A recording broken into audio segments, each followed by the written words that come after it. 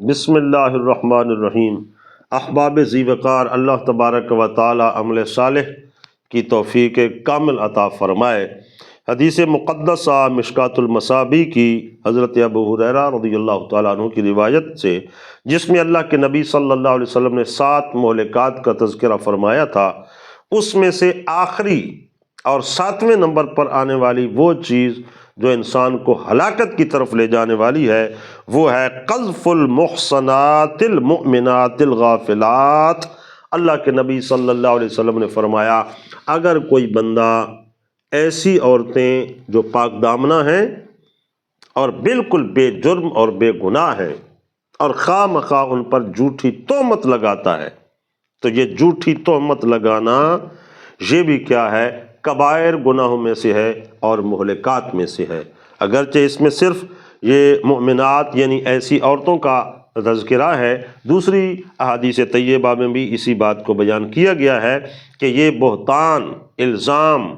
کسی پر ایسا تان لگانا اور خواہ مخواہ جھوٹا بہتان لگانا، یہ کبیرہ گناہوں میں سے ایک گناہ ہے کہ اکثر لوگ ہم عام سمجھتے ہوئے کسی پر تحقیق ہے یا نہیں ہے کیچڑ اچھال دیتے ہیں، اپنے دل کی بھڑاس نکالنے کے لیے بات کر دیتے ہیں کہ چلے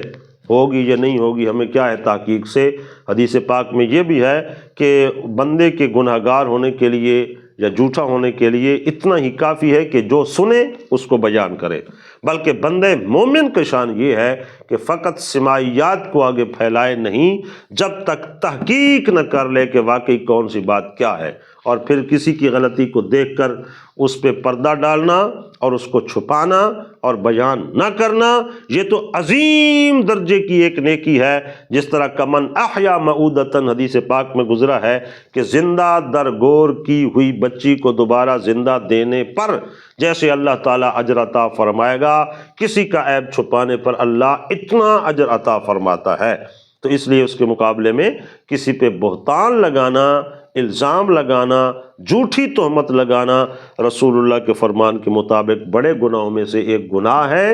اور مہلکات میں سے ہے جو تمہیں خطا